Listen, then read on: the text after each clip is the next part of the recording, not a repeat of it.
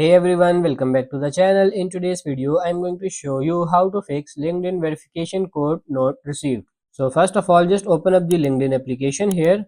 So as you can see, I'm trying to sign in my LinkedIn account, but the verification code isn't coming. So what's the solution for this?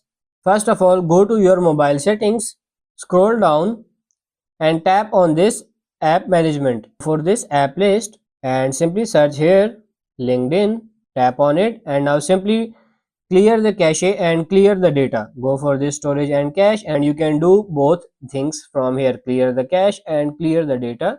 Now go back and simply tap on these permissions and make sure all the permissions are allowed. As you can see, the phone permission is not allowed, so just allow it so LinkedIn can call us, and allow all these permissions as well.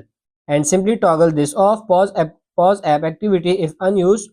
Now again go to your LinkedIn and now try it, and LinkedIn will send you verification code on your SMS or mail, wherever you want.